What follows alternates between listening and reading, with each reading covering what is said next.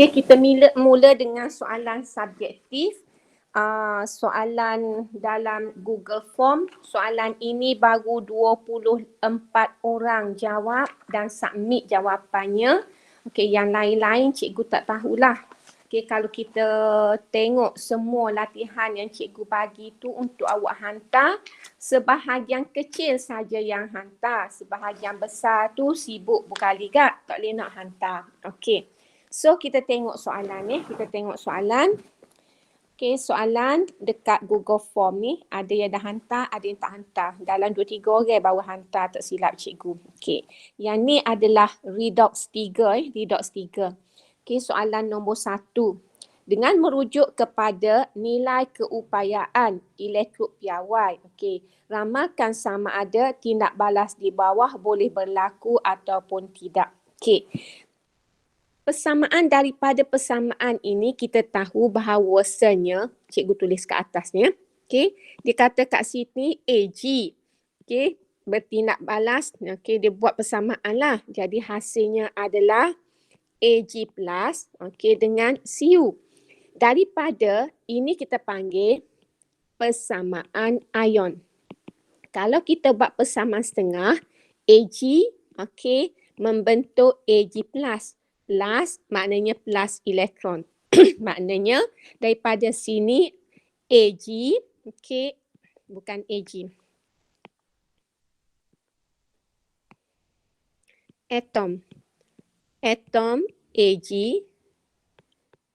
melepaskan elektron. Okey, kalau kita tengok daripada persamaan lah. Okey, bila dia lepas elektron, maka AG ni akan jadi ejen penurunan. Sebab bila lepas elektron ni tindak balas pengoksidaan. Okey. Manakala Cu, kalau cikgu ambil Cu, okey, Cu2 plus ini jadi Cu. Cu2 plus nak jadi Cu makna dia tambah elektron, 2 elektron. Bila dia tambah elektron, maka dia mengalami proses penurunan. Okey. Jadi, bila dia mengalami proses penurunan, maka ia bertindak sebagai ejen pengoksidaan. Okey, sekiranya tindak balas berlaku daripada sini. Okey, bila dia kata elektrod piawai, maka apa yang perlu awak buat kat sini? Awak kena rujuk kepada muka surat 24. Muka surat 24, awak kena cari E0. Okey, E0 untuk AG, E0 untuk Cu. Okey, E0 untuk AG, kalau tengok kat sini, AG nilainya adalah positif 0.80. Okey, manakala E0 bagi Cu, Cu adalah positif 0.34. Okey. Daripada E0 ini, awak kena tahulah, kalau E0 ini lebih positif, jadi ia lebih cenderung untuk, okey, lebih positif ini dia lebih cenderung untuk menjadi ejen, apa dia? Kalau lebih positif, ia lebih cenderung untuk menjadi ejen, apa dia? Ejen pengoksidaan. Kalau E0 dia, okey, E0 dia lebih negatif, maka ia lebih cenderung untuk jadi ejen penurunan. Okey. Jadi kat sini, bila kita refer kepada nilai E0, nilai E0 AG ini dia lebih positif. Bila dia lebih positif, dia lebih cenderung untuk menjadi ejen pengoksidaan. Okey, boleh. Dia lebih cenderung untuk menjadi ejen pengoksidaan. Tetapi dalam persamaan ini menunjukkan bahawasanya AG ini akan menjadi ejen penurunan sekiranya tindak balas berlaku. Jadi kalau kita rujuk E0, maka E0 menunjukkan bahawasanya AG itu adalah ejen pengoksidaan sebab E0 dia. Okey, E0 dia. Maknanya kalau AG ni bertindak balas dengan Cu, maka AG tu akan jadi ejen pengoksidaan, bukan ejen penurunan. Jadi, kalau dia tanya kat sini, dia kata, okey, ramalkan tindak balas itu berlaku ataupun tidak, maka jawapannya adalah tindak balas tidak berlaku. Tidak berlaku. Boleh? Okey. Kenapa tidak berlaku? Kita kena jawab dari segi E note lah. Okey, E note, okey. AG lebih positif berbanding E note CU. Bila lebih positif maka AG ni merupakan ejen pengoksidaan yang kuat. Yang kuat.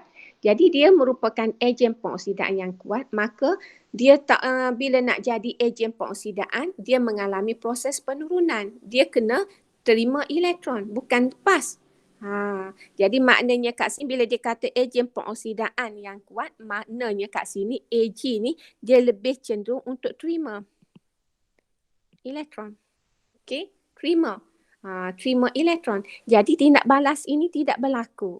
Jadi nak suruh berlaku, buat ganda nak suruh berlaku. Okey, kalau nak suruh berlaku, dia boleh tukar macam ni kalau nak suruh berlaku. Kalau dia katalah, macam mana kalau kita nak suruh dia berlaku? Nak berlaku, dia kena Ag plus ni dengan Cu. Jadi Ag dengan Cu2 plus. Hak ni baru berlaku. Hak ni baru berlaku. Kalau hak ni tidak berlaku. Nak suruh berlaku, hak ni baru berlaku. Okey, boleh. Sebab kalau kita tengok hak ni, Ag plus ni, okey. Ag plus ni akan terima elektron membentuk Ag. Bila terima elektron, dia jadi ejen pengoksidaan. Maka betul. Maka betul. Jadi kalau Ag plus U, betul boleh berlaku. Tapi kalau Ag plus tidak akan berlaku. Sebab apa tidak akan berlaku? Sebab E note Ag lebih positif berbanding E note Cu, maka situasi ini kalau Cu dengan Ag, maka Ag ni akan menerima elektron sebab dia merupakan ejen pengoksidaan yang kuat. Okey. Ada soalan nak tanya? Boleh faham ke tak apa yang cikgu terang ni? Ada soalan nak tanya? Faham, cikgu. Ada tak soalan nak tanya? Cikgu tak dengar lah suara. Cikgu tak tahulah kenapa iPad ni dia jadi tak keluar suara awak ni. Masalah duduk mana tak tahu ni. Tak apalah, cikgu kecek macam kecek sore lah. Okey. Cikgu pergi kepada soalan nombor 2. Soalan nombor 2 yang ni. Okey, yang ni. Yang ni bila kita kata tadi kan, okey, ilmu kita kata kita tulis balik. Tulis acak-acak tak apa sebab kita dalam proses nak mengingat E note ni kalau dia E note ni kalau dia lebih positif maka ia lebih cenderung untuk menjadi ejen pengoksidaan.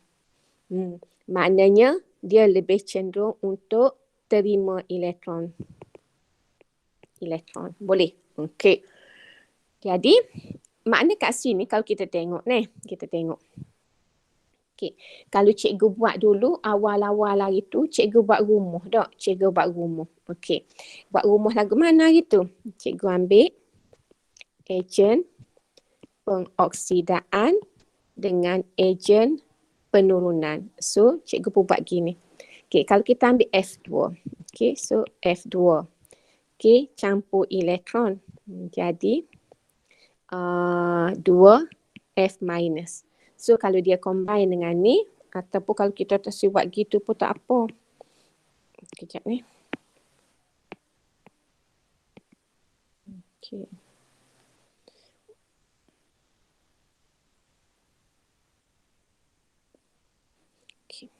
Kita nak kalau nak tengok dengan cara mudah, kita boleh kata kalau E note lebih positif ini, okey, E note lebih positif, dia boleh react dengan E note yang kurang elektropositif.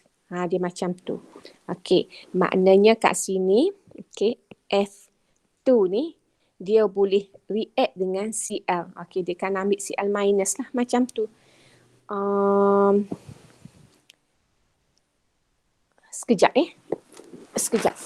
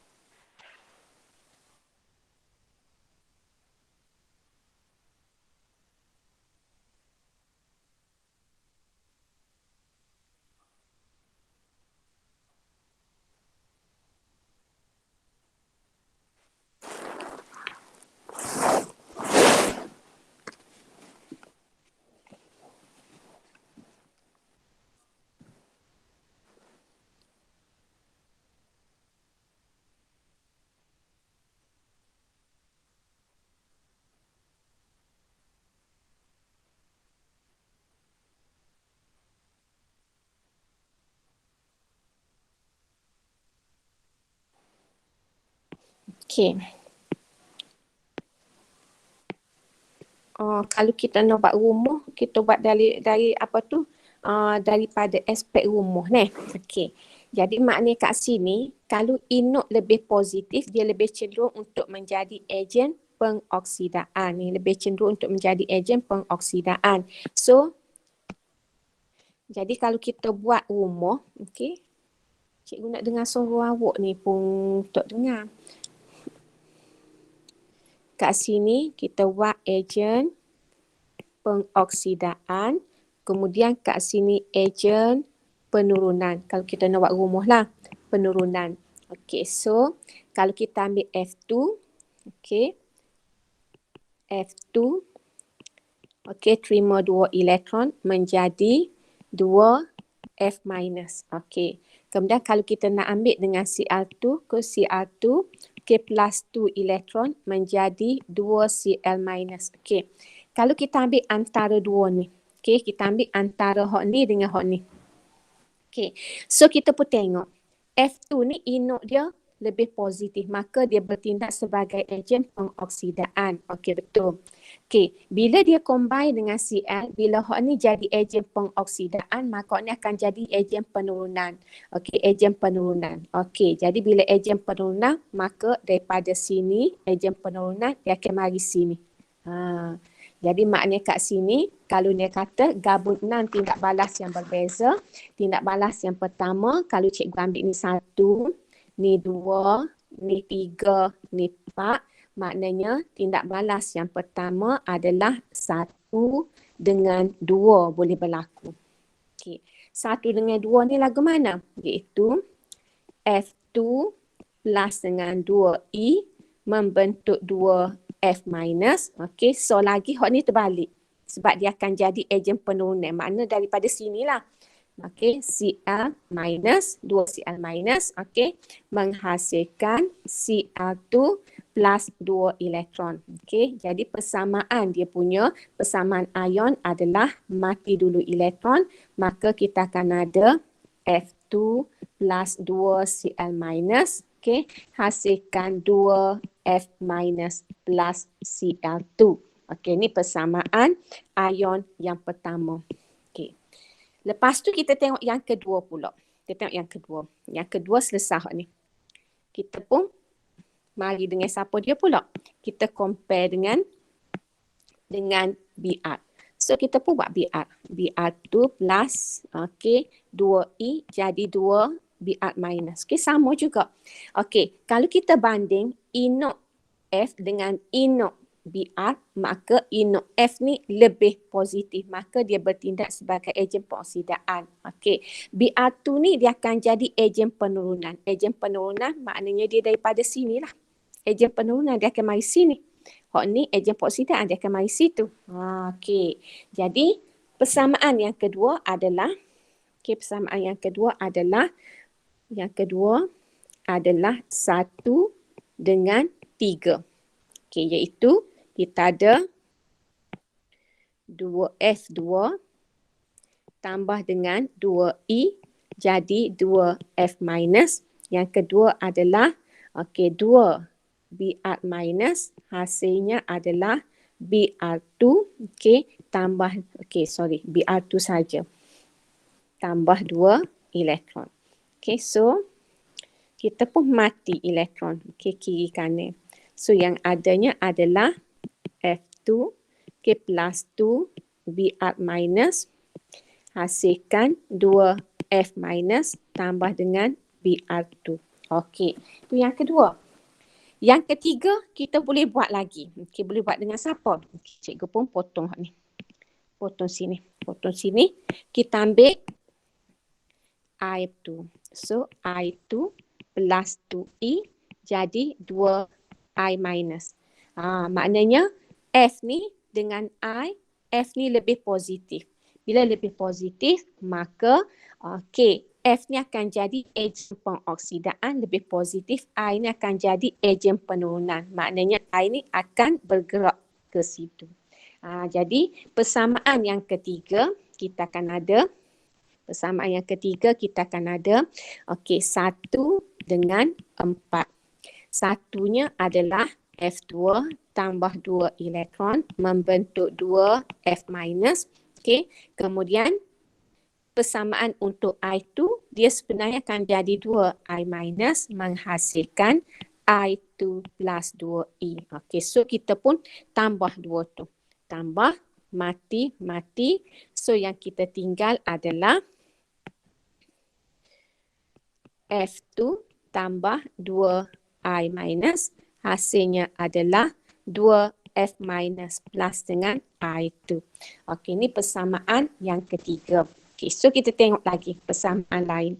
Kita tengok lagi persamaan lain. Kita tengok sekarang ni, cuba kita tengok F dah habis dah kan? F dengan ni. Okey, kalau kita F dengan ni dah 3 dah. Sekarang kita tengok CL pula. CL kalau kita banding dengan BR. Okey, E0 CL lebih positif berbanding E0 BR. So, kita boleh ambil sini pula. Cikgu padam ni. Kita buat hal lain pula. Okey, kita buat hal mana? Okey, cikgu ambil ni. Kita ambil CL2. CL2 okay, plus 2E membentuk 2 Cl minus. Okey, lepas tu kita ada Br2 plus, okey, Br2 anak panah 2 Br minus plus 2 elektron cikgu ni. Sorry. Plus 2 elektron membentuk 2 Br minus. Okey. Sekarang ni kita pun tengok. Okey, tengok. Okey, ni Br2 duduk sini. Okey, ni Cl2.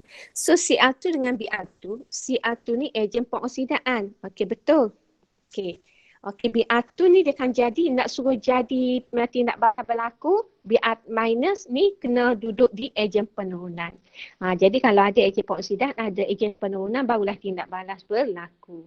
Jadi maknanya tindak balas yang ketiga, yang keempat adalah antara 2 dengan 3 boleh. 2 dengan 3 boleh.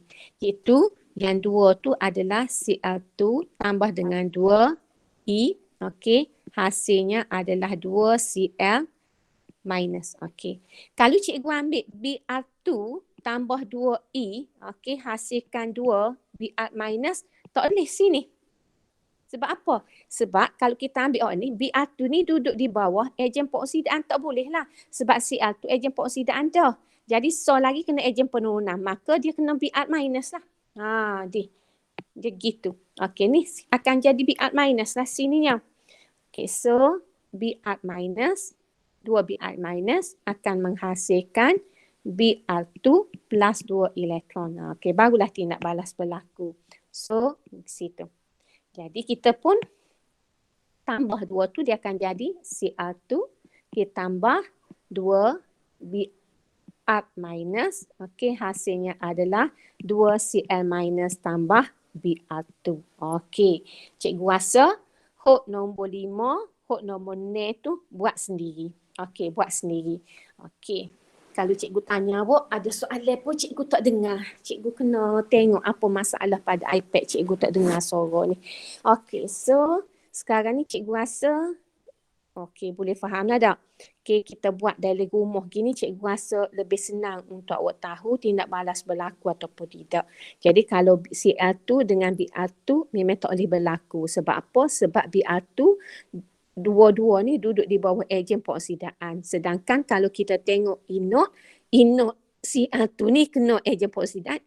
Bila Br2 kurang, okey, negatif, kurang positif, maka dia kena jadi ejen penurunan. So tindak balas akan jadi balik kot. Okey. So selesai soalan yang kedua. Kita pergi kepada soalan yang ketiga. Soalan yang ketiga sama juga. Cikgu padam dulu. Okey, padam dulu yang ni. Okey, padam dulu. Okey. So kita tengok soalan seterusnya. Bagi tindak balas nikel. Okey, dia bagi kat sini nikel negatif 0.25. Dapatkah ion nikel mengoksidakan ion zinc? Okey, jadi bila dia kata mengoksidakan ion zinc, okey, samalah. Jadi kita nak buat apa? Okey, buka buku muka surat 24. Tengok elektrod piawai. Kita letaklah. Dia kata kat sini Ni2+, okey, plus 2 elektron. Okey, jadi Ni. Okey. Jadi inok dia, okey, tolak 2, tolak 0.25. Kita ambil sol lagi. Kita tengok apa tu dalam jadual 1.0 tu. Tengok zinc. Ada tak zinc? Zinc ada kan? So, kalau Zn2 plus ni, plus 2 elektron, hasil Zn, dia bagi inok dia adalah sama dengan, zinc ni inok dia adalah sama dengan tolak 0.76. Okey. Kita pun bandinglah inok ni dengan inok ni, inok zinc ni, okey. Zinc ni inok dia lebih negatif. Okey. Bila lebih negatif, maka zinc ni bila lebih negatif, zinc ini lebih cenderung untuk menjadi ejen penurunan. Okey, ejen penurunan. Maknanya kat sini zinc ni akan lepaskan elektron. Okey. Jadi kalau kita nak buat tindak balas okey, nak tahu tindak balas itu berlaku ke tidak, bila dia jadi ejen penurunan, maka dia dioksidakan. Jadi dia kata dapatkah nikel mengoksidakan zinc? Maknanya bolehlah. Okey, dapatlah. Okey, dapatlah. Jadi sebab apa? Sebab zinc tu lebih positif. Okey, jadi kalau kita tengok kat lebih negatif, kalau kita tengok kalau kita nak buat dalam bentuk rumah, so kat sini kita kata ejen pengoksidaan. Ni ejen penurunan. Okey. Lepas tu kita pun letaklah nikel dengan zinc. So inok dia kat sini negatif 0.25. Ni negatif 0.76. So kat sini Zn2 plus 2 elektron membentuk Zn. Okey. Jadi oleh kerana inok ni lebih negatif, dia mesti menjadi ejen penurunan. Kita pun tengok zinc. Kita tengok zinc. Zinc duduk di ejen penurunan ke? Okey, zinc duduk di ejen penurunan. Okey, nikel ni duduk di ejen pengoksidaan. Jadi bolehlah. Okey, dia kata dapat ke ion zinc? Jawapan dia dapatlah. Okey, bolehlah. Boleh. Okey, boleh. Okey, jadi kat sini, okey, terangkan jawapan anda kenapa kita kata boleh. So kita boleh kata ginilah. E0, okey, E0 Ni tu. Ni lebih ataupun kurang. Bukan lebih ni. Kalau nak kata lebih, kita kata lebih positif. Okey. Kurang. Negatif. Okey, berbanding E0 zinc. Okey. Oleh itu Ni adalah ejen pengoksidaan yang kuat. Oleh itu Ni adalah ejen pengoksidaan yang kuat. Ataupun Ni dapat mengoksidakan zinc kepada Zn2+. Okey, dua-dua boleh. Okey, so selesai soalan elektrod piawai, iaitu nak tahu tindak balas berlaku ke tidak, kita kena tengoklah, tengok nilai inok. Okey, nak tengok nilai inok. Okey. Ada soalan ke nak tanya cikgu Rasa macam tak puas hati yang nak geruk-geruk ni. Sebab tak dengar suara awak. Okay. So, selesai redox 1. So, kita pergi kepada yang ke redox 6 ke redox berapa ni? Okay. So, kita tengok antara sel elektrolisis dengan sel kimia. Hari Jumaat minggu lepas, cikgu dah cerita pasal elektrolisis, tak silap cikgu, masuk sikit pasal sel kimia. So soalan ni dia gabungkan antara elektrolisis dengan kimia. Yang hantar ke cikgu, cikgu tengok tak ada buat supaya cikgu royak. Cikgu royak dulu kan kita belajar kalau cikgu kata tengok tube U korang tu cikgu suruh buat half equation ke apa, okey. Okey, conteng-conteng dulu, buat half equation dulu pada sel tersebut. Contohnya kat sini kan. Bila kita tengok ada bateri ni, bila bateri maka kita tahulah ini adalah sel elektrolisis. Okey. Sel elektrolisis dia mesti guna elektrod sama. Elektrod sama boleh, elektrod berbeza boleh sel elektrolisis. Okey. Tetapi untuk Y ini kita ada voltan. Maka voltan ini adalah sel kimia. Okey. Sel kimia wajib untuk kita guna dua kepingan elektrod yang berbeza. Kalau elektrod sama, contohnya kuprum dengan kuprum, kita celup dalam larutan, tak berlaku apa-apa. Okay, tak berlaku apa-apa untuk sel Y. Sel Y wajib guna dua elektrod yang berbeza. Okey, so kita pergi satu-satu, kita tengok sel Y, sel X dulu. Bila kita tengok bateri, simbol yang panjang ini adalah positif, simbol yang pendek ini adalah negatif. Okey. Positif pada bateri, positif pada elektrod. Negatif pada bateri, negatif pada elektrod. So, positif ini adalah anode, negatif ini adalah kathod. Okay. Step seterusnya, bila kita dah tahu, kita kena list, okay, senaraikan ion-ion yang bergerak bebas dalam larutan. So, kuprum 2 sulfat ini kita ada Cu2 plus dengan SO4 2 minus. Oleh kerana dia larutan, larutan ada air, ada H plus dengan OH minus. Buat benda macam ni dulu. Bila kita nak jawab soalan senang. So, ion yang bercharge positif ini tertarik ke kathod. Ion yang bercharge negatif ini akan tertarik ke anode. Okey, kita tengok sel, kita tengok elektrolisis. Elektrolisis ni kan kita belajar ada 3 faktor kan. Minggu lepas kita belajar ada 3 faktor. Kita kena tengok, okay, ataupun video yang cikgu hantar tu berkenaan dengan elektrolisis. Ada 3 faktor. Faktor yang pertama, okey, nilai inode. Faktor yang kedua, kepekatan elektrolit. Faktor yang ketiga adalah jenis elektrod. Kalau jenis elektrod, okey, apa yang berlaku dekat anode, dua-dua ion yang pergi, dua-dua tidak akan dinyacaskan. Jadi apa yang berlaku di anode adalah oleh kerana kita guna atom kuprum, dia adalah reaktif elektrod, maka dia akan ambil bahagian dalam tindak balas kimia. Jadi apa yang berlaku di sini, atom Cu ni akan lepaskan elektron membentuk ion Cu2 plus 2 elektron. Okey. Bila atom jadi ion, maka kita boleh tahulah pemerhatian kat sini adalah kita boleh tengok kat sini kepingan Cu menipis. Sebab dia dah jadi ion. Maka elektron pun mengalir lah. Bila lepas mengalir, mari sini. Okey, mari sini. Elektron mari. Okey, dua-dua bergerak pergi ke elektrod kathod. Cu2 plus pun bergerak ke elektrod kathod, ion hidrogen pun bergerak ke elektrod kathod. Siapa yang dipilih, mesti tengok inode. Yang terima elektron itu mestilah inodnya lebih positif. Jadi kita pun refer lah kepada jadual, okey, siri elektrod piawai kita di muka surat 24. Kita pun tengok inode. Inode H, kita tahu dah inode H sama dengan kosong. Okey. Inode Cu2 plus Cu adalah sama dengan positif 34. Maknanya Cu tu lebih cenderung untuk menjadi ejen penurunan, iaitu dia lebih cenderung untuk terima elektron.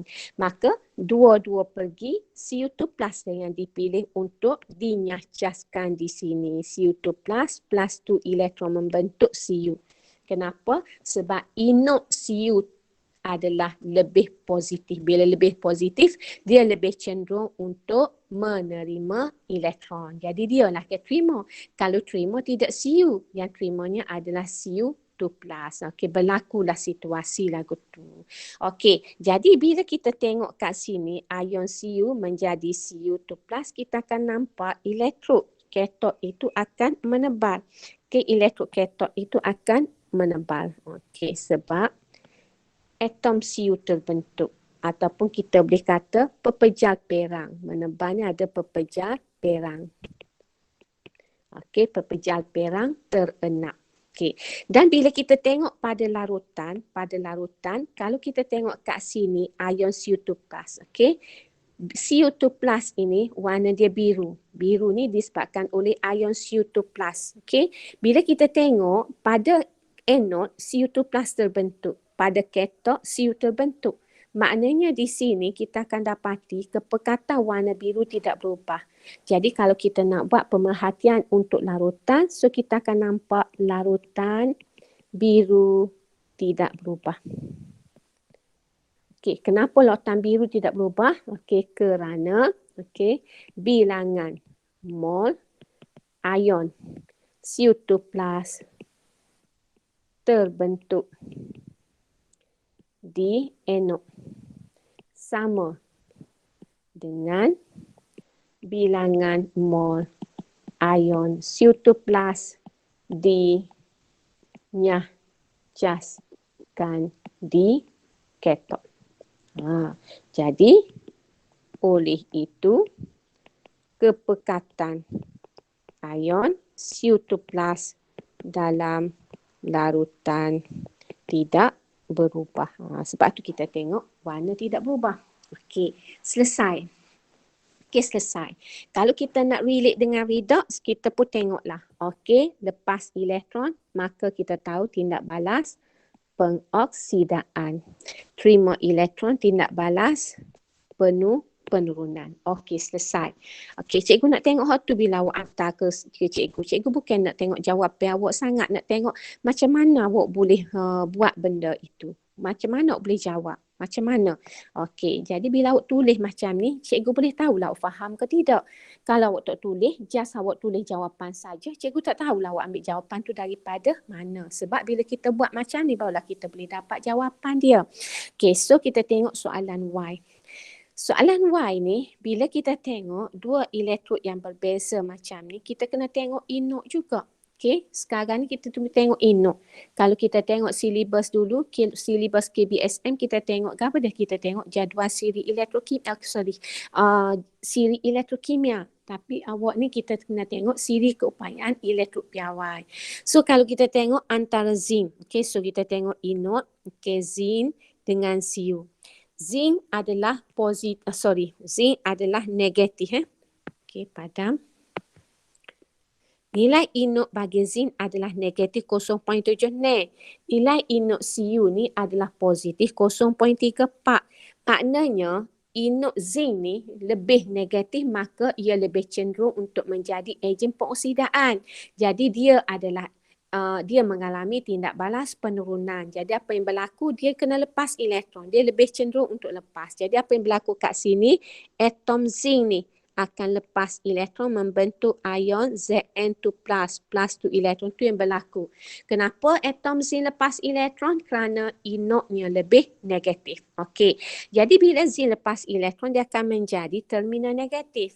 Okey, R akan menjadi terminal positif. Okay. Elektron yang dilepaskan oleh atom zinc ini akan mengalir melalui litar luar. Okay. Masuk ke elektron ni. Elektron mari dah. Okay. Bila elektron mari, siapa nak ke elektron tersebut? Kita kena senarailah ion-ion yang bergerak bebas dalam larutan. Siapa nak ke elektron? Cuba tengok. Yang nak ke elektron adalah ion yang bercharge positif. Dia yang nak ke elektron. Maka dia akan pergi sini. Yang pergi ke situ adalah ion Cu2+ dengan H+. Okey, maka bila Cu2+ dengan H+ tertarik ke sini, ion SO42- dengan OH- akan tertarik ke elektrod zinc. Jadi pergerakan ion-ion ini akan melengkapkan litar serta mengalihkan arus elektrik. Kalau ion tidak bergerak, maka elektrik tak boleh ada. Jarum voltmeter tidak akan terpesong. Oleh kerana ion-ion boleh bergerak, iaitu ion yang bercharge positif ataupun cation akan tertarik ke kathod, manakala anion akan tertarik ke anode, maka litar akan jadi lengkap. Jadi elektrik boleh mengalir. Okey. Jadi di sini bila Cu2+ dengan H+ ni akan tertarik ke elektrod, siapa yang dipilih? Okey, kita pun kena tengoklah inok. inok. Inok yang lebih positif itu yang akan terima elektron. Maka Cu2 plus yang lebih positif. Jadi dekat sini Cu2 plus ini akan terima 2 elektron membentuk Cu. Okey, itu yang berlaku. Jadi yang berlaku kat sini kalau kita tengok, okey, dekat sini, okey, dekat R ini Cu terbentuk, maka kita akan nampak dekat R itu, okey, elektrod menebar. Okey, elektrod menebar. Okey, kita akan nampak menebar dengan pepejal perang terenak. Okey, tetapi dekat zin oleh kerana jadi ion, maka kita nampak kepingan zin menipis. Kita yang berlaku. Kalau kita nak cerita dari segi warna kupron 2 sulfat kita kata warna biru. Tetapi kat sini nampak tak warna biru tu? Okey, warna biru tu. Kupron, ion kupron dah jadi kupron. Jadi lama-lama kepekatan ion Cu2 plus dalam larutan rendah, okey, berkurang. Maka warna biru akan jadi pudar. Jadi pemerhatian kepada warna larutan untuk sel Y ni adalah warna biru pudar. Jadi kalau kita nak cerita kenapa warna biru pudar, kita boleh katalah ion Cu2 plus, okey, di cas di katot. So, oleh itu, okey, kepekatan ion Cu2 plus dalam larutan berkurang. Tu. Selesai hot tu. Barulah kita boleh jawab soalan. Okey. Boleh jawab soalan. Okey, so dah selesai, maka kita pun pergilah ke soalan dia. Nak jawab soalan dah. Okey. Mana nak tidak berapa itu? Okey, jawab soalan Okey, nyatakan sel, namakan sel X dengan sel Y. Tak ada masalah lah sebab kita ada belakang. Kita just tulis je lah. Sel X ni apa dia? Sel X adalah sel elektrolisis. Sel Y ni siapa? Sel Y ni adalah sel kimia. Okey, selesai. Kemudian tulis formula semua ion yang hadir dalam larutan kupron 2 sulfat. Tulis je lah. Kita ada Cu2 plus, kita ada SO42 minus, kita ada H plus, kita ada OH minus. Okey, itu semua ion yang hadir dalam larutan. Okey, berdasarkan sel X, okey, apakah yang berlaku kepada keamatan warna biru? Okey, keamatan warna biru. So, kita boleh kata tidak berubah. Okey, so dia kata tulis setengah persamaan yang berlaku pada kupron kupron Q. So kita ambil je lah sebenarnya tu. So persamaan dia Cu2 plus, okey, plus 2 elektron membentuk Cu. Okey, senang je kita jawab bila kita dah selesai dah. Okey, hok atas tu. Okey, jom kita tengok soalan seterusnya dia tanya apa. Dia kata bagi sel Y, okey, nyatakan perubahan tenaga. Okey, sel Y ni sel apa? Sel Y ni adalah sel kimia. Bila sel kimia, maka perubahan tenaganya adalah daripada tenaga kimia kepada tenaga elektrik. Kini perubahan tenaga. So, apakah pemerhatian dijangkakan pada kepingan zinc? Kita pun tengok apa yang kita buat pada kepingan zinc. Kita nampak menipis. So, kita tulis je. Benda kita buat dah. Okey, menipis. Okey. Kemudian jika S diganti dengan magnesium, okey, nyatakan apakah yang berlaku kepada bacaan nilai voltan. So kita nak tengok bacaan nilai voltan. Bacaan nilai voltan ni duduk di muka surat berapa? Duduk di muka surat 29. Muka surat 29. Okey, apa yang kita boleh tahu tentang bacaan? Bacaan V. Bacaan V ini diberi oleh formula bacaan V ini adalah E not bagi sel. E not bagi sel. Jadi E not bagi sel ni adalah sama dengan E not katot tolak dengan E not anod. Jadi bila kita nak cari, okey, sel yang pertama kita ada zinc dengan kupron. Okey, sel yang pertama kita ada zinc dengan kupron. Okey, lepas tu kita ada magnesium. Okey, lepas tu kita pun tengoklah inok ni muka surat berapa? Muka surat 24 tadi. Kita ambil inok zinc. Inok zinc kita ada tolak, okey, 0.7 nem. Inok Cu kita ada tambah 0.34. Inok magnesium kita ada tolak 2.38. Okey, 2.38. Okey. Jadi bila kita nak cari inok ni, inok sel itu antara berapa dia? Antara zinc dengan Cu. Okey, zinc dengan Cu kita pun tengoklah. Ambil inok ketok. Ketok tadi siapa dia ketok? Kalau zinc dengan Cu siapa ketok? Okey. Kita ingat cikgu kata baru ni iaitu enok tempat donate. Enok berlaku tindak balas pengoksidaan. Jadi mana pengoksidaan sini? Sini pengoksidaan. So sini enok. Sini adalah ketok. Ketok. Beza situ.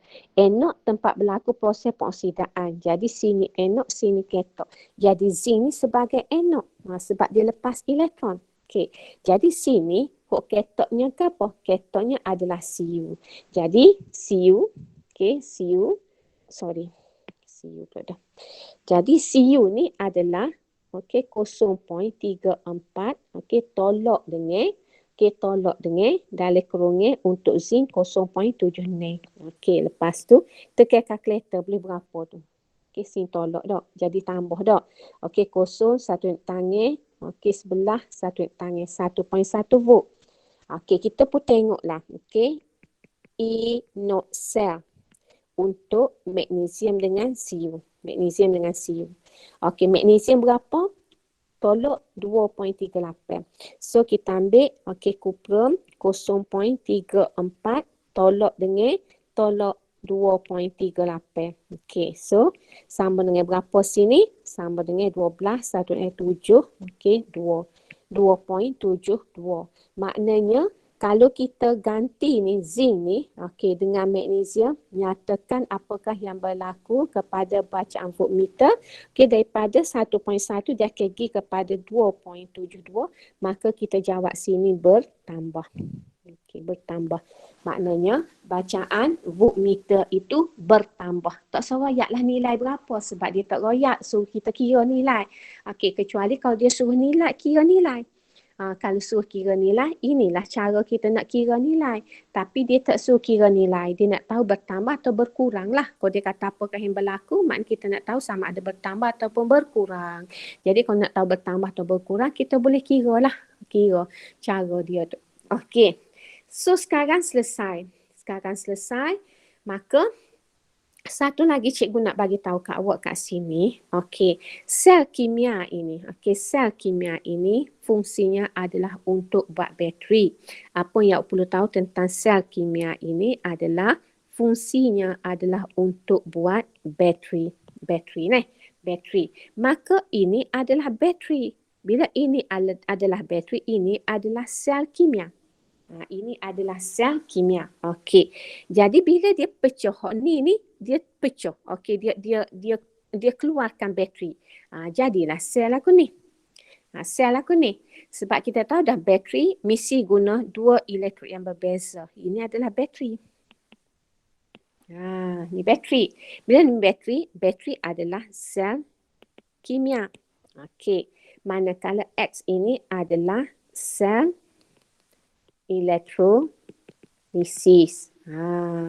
Jadi tindak balas kimia berlaku dekat sel kimia dulu. Sebab itulah kita tahu perubahan tenaga pada sel kimia adalah daripada tenaga kimia ke tenaga elektrik. Maknanya tindak balas kimia dulu berlaku dekat sel kimia.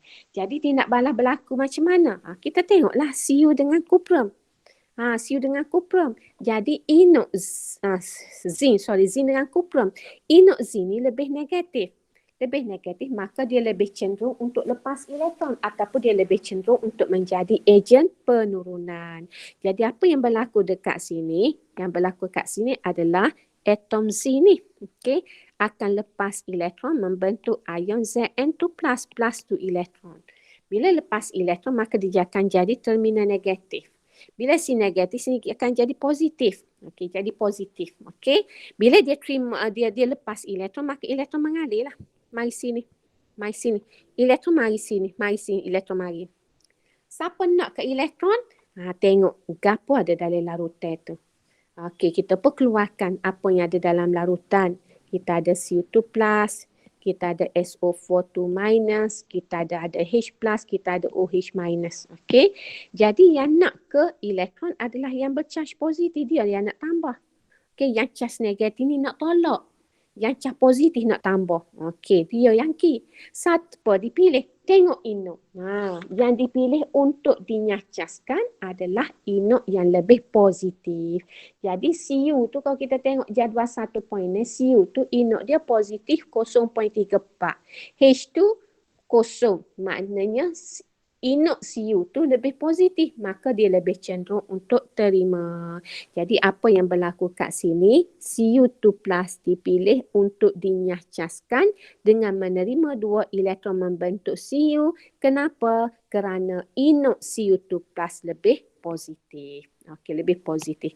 Maka bila atom Cu terbentuk, maka kita akan nampak elektrod P menebal. Okey. Jadi seterusnya, ni mari sini. Geraklah. Bila pergerakan ada berlaku pergerakan ion-ion, okey, ion bergerak ke kathod and ion bergerak ke anode, maka apa yang berlaku di sini, berlaku pergerakan ion-ion, maka litar pun lengkap lah. Okay, litar pun lengkap. Jadi mari sini. Mari sini. Siapa nak lepas elektron? Okey, elektrod kupron. Maka bila elektrod kupron, sel elektrolisis bila kita guna elektrod selain daripada karbon, okey, ataupun platinum, ataupun grafit, ataupun elektrod kita guna elektrod argentum atau elektrod kupron, dia pergi kepada faktor jenis elektrod. Bila jenis elektrod, maka dua-dua bergerak ke elektrod Q, tapi dua-dua tidak dipilih untuk dinyacaskan. Jadi apa yang berlaku kat sini? Atom kupron yang akan lepaskan elektron. Jadi di sini Cu lah yang akan lepas elektron membentuk ion Cu2+ plus 2 elektron. Okey. Okey, bila apa tu ion Cu lepas elektron, maka kita akan nampak kat sini elektron akan mengalir. Mari sini. Mari sini, elektron mengalir, mari sini. Okey, lama-lama kita akan dapati elektrod kupron ini menipis. Kita nampak dia menipis. Kita akan nampak sini menebal.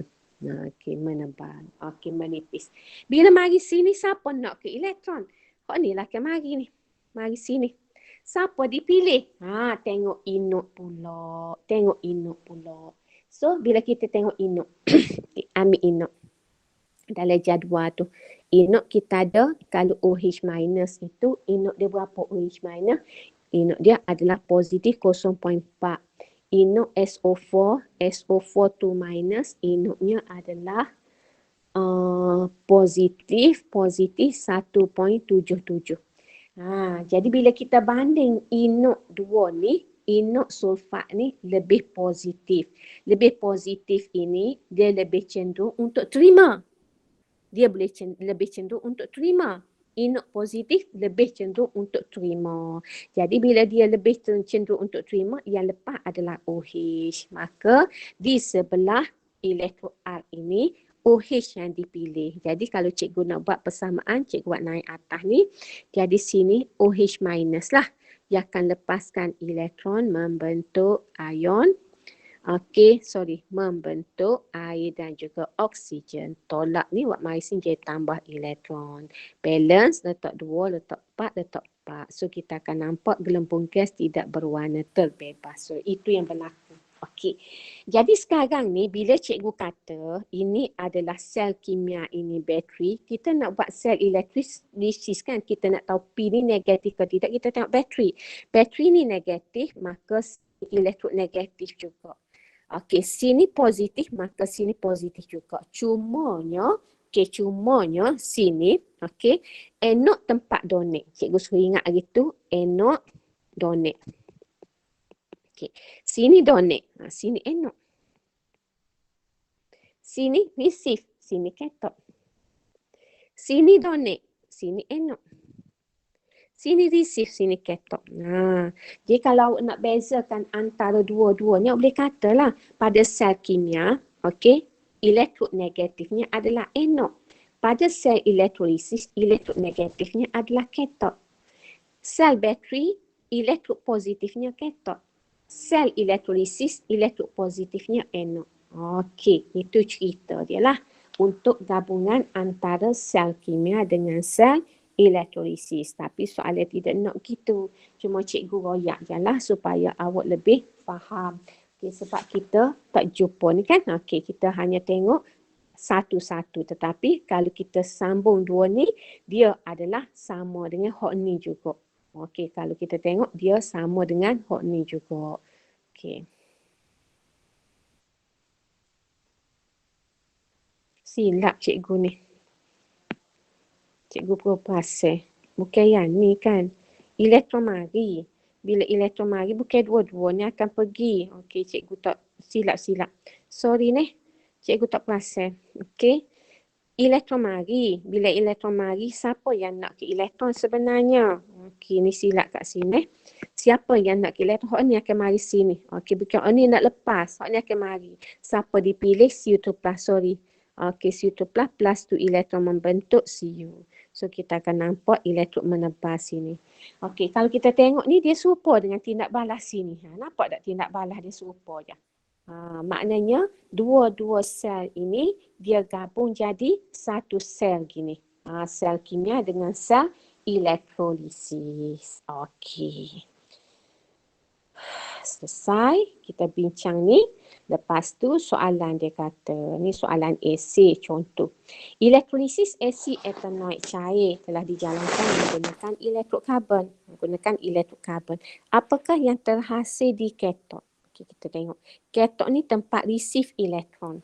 Jadi kalau kita ada asid etanoik cair, etanoik ni formula dia CH3COOH. Kalau kita pecah kepada ion dia ada CH3COO- dengan H+. Maknanya kat sini ni, ion H+ ni akan bergerak ke katod. Hak ni akan pergi ke anode. Okey. Jadi bila ion H+ yang bergerak ke katod, dia tak ada pilihan, maka H+ lah. Plus E membentuk H2. Jadi kita balance lah, letak 2. Jadi ini adalah persamaan setengah.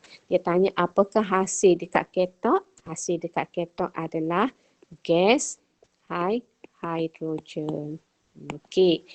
Kemudian dia kata lagi, kata dia banding dan bezakan dalam sel-sel A dengan B sertakan jawapan. Hak ni kalau cikgu terai belakang, okey? Senil hali awaknya. Okey, jadi cikgu rasa cikgu hak ni, cikgu nak suruh awak hantar kat cikgu ni. Nak suruh awak hantar ni buat sendiri. Sebab cikgu dah terai dah. Ni cikgu dah terai dah ni. Dia lebih kurang hak ni je ni. Cikgu dah terai. Ataupun, ni, cikgu dah terai dah ni. Cikgu dah terai dah sel. Okey. Cumanya beza dia di sini, dia buat sel Daniel. Okey. Untuk sel kimia ni dia buat sel Daniel. Kita kata sel Daniel sebab dia ada pasu beliang ataupun titian garam tu sel Daniel. Tetapi tindak balas kimia berlaku sama saja. Okey, sama saja. Sama ada sel kimia ringkas ataupun sel Daniel, tindak balas kimia berlaku sama saja. Okey. Yang kedua sel B ini bezanya dia guna elektrod karbon. Kalau guna elektrod karbon, maka dia bukan faktor jenis elektrod. Bukan faktor jenis elektrod. So, cikgu rasa sore je baru buat. Tak silap cikgu dia. Dia hantar ke cikgu. Cikgu pun bila banyak sangat tengok dekat skrin ni rasa mata tak boleh tahan. Kadang-kadang cikgu mikir juga sebab awak bukannya duduk jauh sangat. Okey, duduk dekat-dekat sini je. Jadi cikgu kadang terfikir juga untuk awak hantar saja kat pondok jaga supaya cikgu boleh tanda ni. Cikgu boleh tanda dengan tidak guna skrin. Sebab kadang-kadang pengetuan nak pun guna skrin juga. Okey, nak buat laporan tu, nak buat laporan ni pun guna skrin juga. Jadi mata boleh ada tua ni dia tidak berapa kuat mana. Okey. So bila dia kata banding beza ni, awak kena cari persamaan, awak kena cari perbezaan. Boleh buat dalam bentuk jadual. Okey, boleh buat dalam bentuk jadual. So, okey. Katakanlah ni A, ni B. Okey, ni gapo dia ni? Okey, aspek gapo? Awak nak terai. Aspek gapo? 1, 2, 3. Kalau 8 markah, carilah sampai 8. Gapo dia awak boleh tengok. Persamaan dia dari segi apa? Perbezaan dia dari segi apa? Okey. Hak ni hantar kat cikgu. Okey. E1, seorang pelajar ingin menyadur cincin besi dengan argentum. Nyatakan tujuan. Hak ni tak ada masalah. Dalam buku ada, hak hantar ke cikgu pun tidak salah. Betul berlaku. Okey. Kemudian rancang satu eksperimen untuk menyadur cincin besi. Cincin besi nak sadur dengan apa dia tak royak atas kita. Jadi cincin besi ni kalau kita nak sadur, kita boleh sadur dengan dua lah. Sama ada kita nak sadur dengan argentum ataupun kita nak sadur dengan cuprum. Kenapa kita pilih dua-dua tu? Sebab dia dua-dua tu adalah logam yang kurang reaktif. Logam yang kurang reaktif. Cumanya kalau kita nak sadur dengan argentum, syarat yang kedua kita kena guna larutan yang ada argentum. Okey, contohnya kita boleh guna larutan argentum nitrat. Okey, kemudian cuprum, kalau kita nak sadur dengan cuprum, kita kena guna larutan yang ada cuprum, contohnya cuprum 2 sulfat. Okey, jadi bila kita nak jawab soalan yang rancang ini, cikgu kata dah cikgu lebih suka awak mula dengan diagram dulu. Lukis dulu, katakanlah awak nak ni cincin besi, so awak nak sadur dengan apa? Katakanlah nak sadur dengan argentum, maka ni Ag lah. Lepas tu sambung kepada bateri. Okey, jangan letak cincin besi pada anode pula. Sebab apa? Sebab kita tahu dah. Kalau anode, apa yang berlaku kepada anode? Cuba tengok apa nampak dekat anode. Okey, dekat anode berlaku apa dia? Menipis. Dekat anode akan jadi menipis. So, anode tak sesuai lah kita guna. Tak boleh. Okey, tak boleh kita guna dekat anode untuk cincin besi. Maka yang duduk dekat anode adalah Ag. Maka anode panjang, pendek, panjang, pendek. Lagu tu. Okey, larutan misi, larutan ada Ag. Tu syarat dia. Okey, syarat dia. Ada 3 syarat. Yang pertama kita kena ada kepingan argentum. Okey, yang kedua kita kena ada larutan yang ada Ag, iaitu larutan Ag nitrat. Yang ketiga syarat yang ketiga Ag mesti jadi anode. Okey. Ni isi duduk dekat ketok. Tu syarat dia. Okey.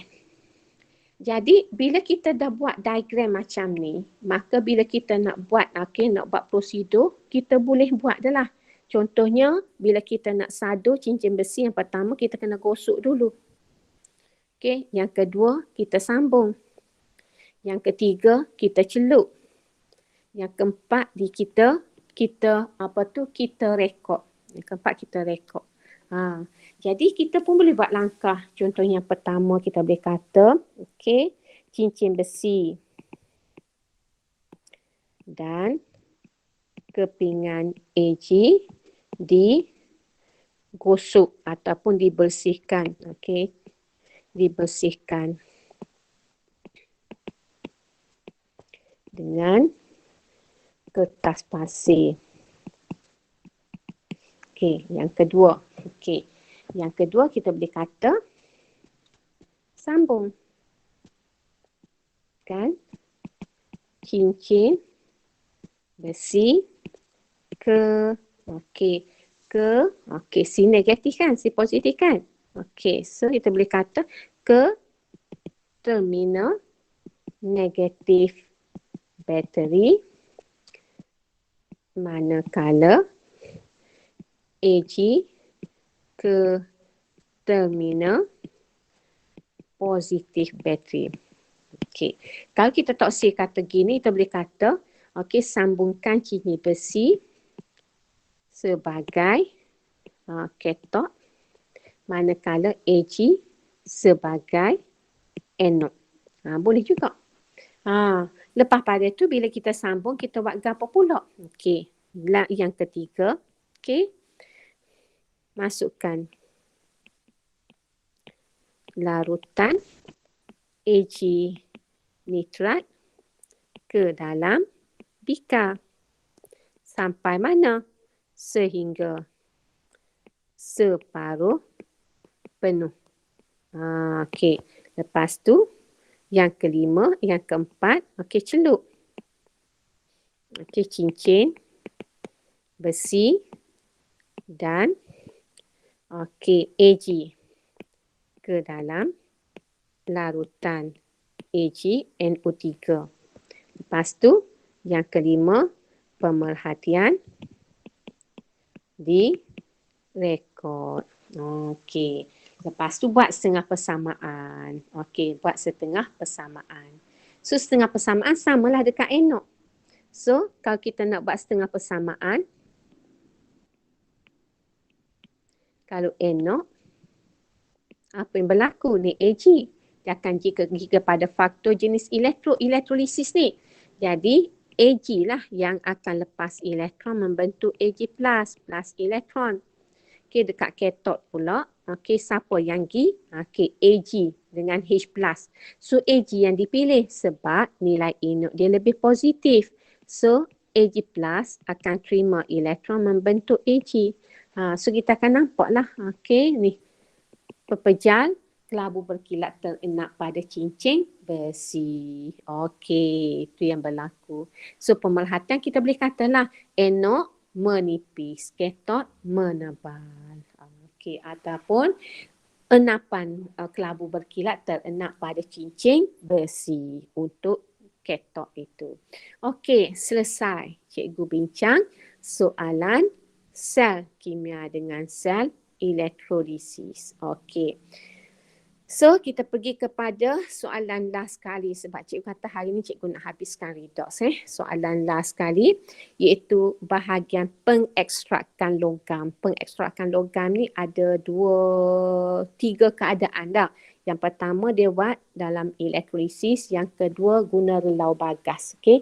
Yang ketiga ekstrak dengan menggunakan logam yang lebih elektropositif. Okey, dengan menggunakan logam yang lebih elektropositif. Contohnya nak ambil aluminium guna apa dia?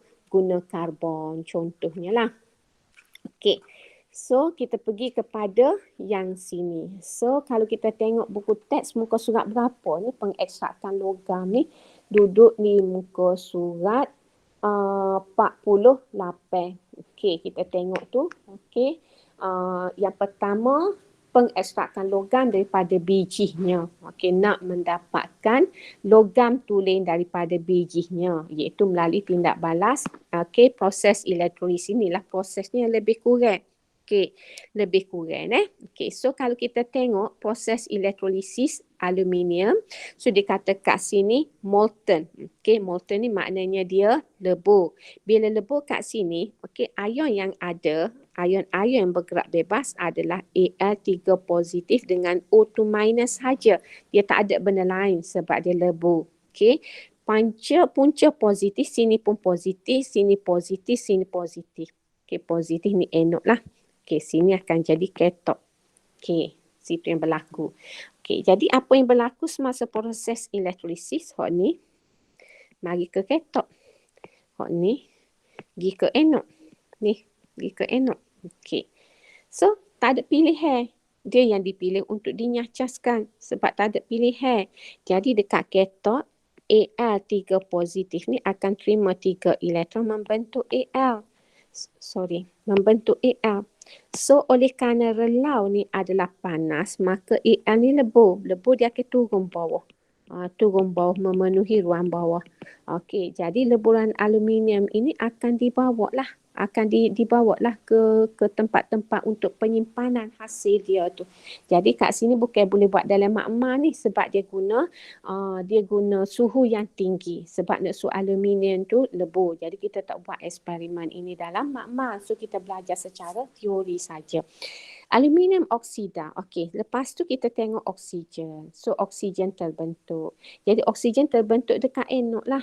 Okey, O2 minus ini dinyacaskan. So, dia akan jadi O2. So, tolak buat mari sini jadi tambah 2 elektron. Kita pun balance lah. Oh, ada 2 tak 2. Bila tak 2 sini jadi 4 elektron. Maka kita akan nampak gas oksigen terbentuk kat sini. Tetapi oleh kerana kat sini ada karbon. Ni kita guna karbon. Dalam keadaan suhu yang panas, maka kita akan nampak karbon ini akan react dengan oksigen, akan membentuk karbon dioksida. Sebab itu lama-lama elektrod karbon ni akan menipis. Okey, akan menipis. Okey. Satu lagi kalau kita tengok kat sini, kenapa diguna cryolite? Okey, cryolite ini guna untuk apa? Aluminium oksida ini adalah sebatian ion, dan apa yang kita tahu tentang sebatian ion adalah ia adalah ion-ionnya diikat oleh daya tarikan elektrostatik yang kuat. Sebab itu takat lebur dan takat diri dia tinggi. Jadi nak merendahkan takat lebur, takat diri, dia guna cryolite. Fungsi cryolite adalah untuk merendahkan takat lebur aluminium oksida. Okey. Jadi soalan dia, okey, tuliskan semua ion dalam leburan aluminium oksida, maka kita ada Al3 positif dengan O2 minus. Okey, tulis dengan persamaan di katok, tak ada masalah, kita buat dah. So kita ambil saja Al3 positif plus 3 elektron membentuk Al. Kemudian nyatakan hasil yang terbentuk di anod. Okey, di anod kita ada oksigen. Kita nak letak gas kat depan, gas oksigen. Okey, selesai. Kita pun pergi soalan seterusnya. Okey, soalan seterusnya adalah pengekstrakan logam juga tapi menggunakan karbon dalam relau bagas. Duduk di muka surat berapa? Muka surat 50 tu. Muka surat 50. Jadi kat sini kita ada biji besi, kita ada bahan ap dengan batu kapur. Batu kapur ni adalah kalsium karbonat. Kalsium karbonat. Okey, manakala R ini adalah arangkut. Ataupun simbolnya adalah C.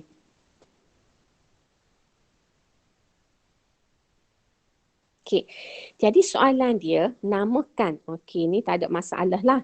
Cuma kalau awak refer kepada muka surat 50 ni, ada 3 fasa di sini. Di mana dia spray turun bawah biji besi, okey, arangkut dia spray turun bawah.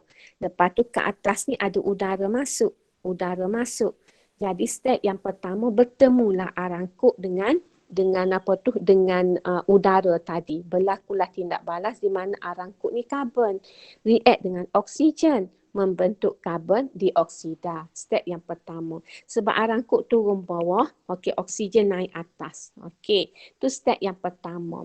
Okey, step yang kedua, karbon dioksida yang terbentuk ini, okey, masih lagi ada. Karbon dioksida ada sini, karbon pun ada juga dalam ni.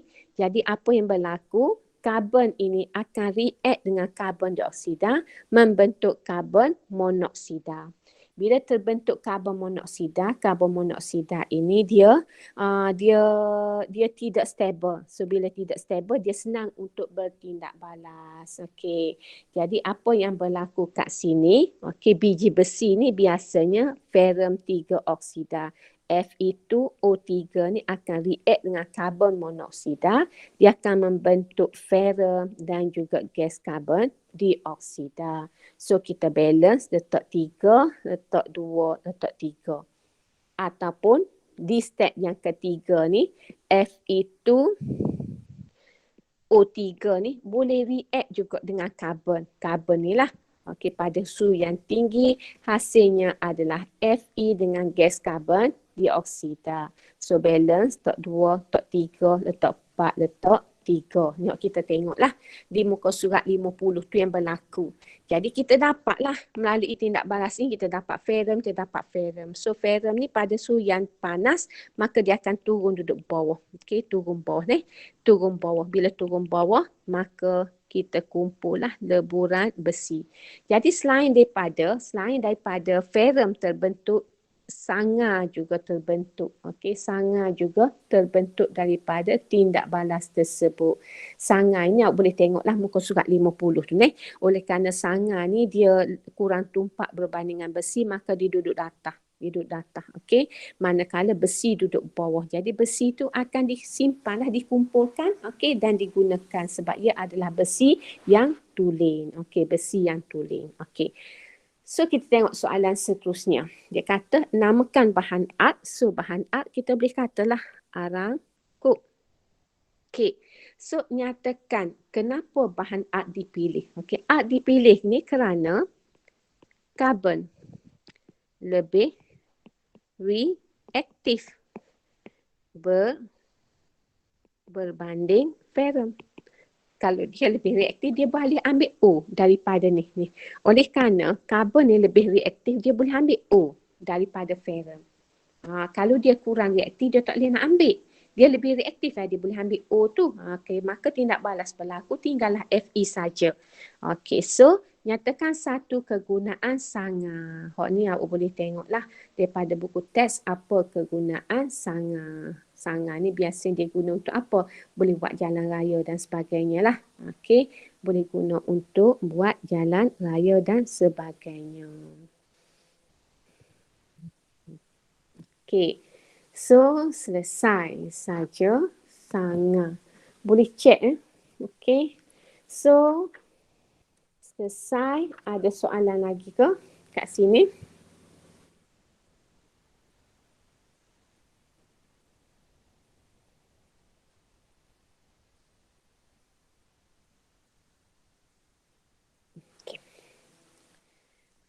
Soalan seterusnya. Ni cikgu tak nampak ada orang jawab pun ni. Dia kata rajah sebelah menunjukkan susunan radas bagi eksperimen diperlukan oleh pelajar. Okay, dengan menggunakan semua radas. Hak ni awak boleh refer kepada muka surat 51 tindak balas termik tu. Boleh search. Okay, boleh search dia punya HTTP tu, laman web tu untuk awak tengok tindak balas ini. So cikgu rasa kita berhenti setakat ni lah. Kita jumpa lagi hari Ahad nanti. Jangan left lagi ya sebab cikgu nak tengok kehadiran. Cikgu cuma left kat sini, awak jangan left lagi.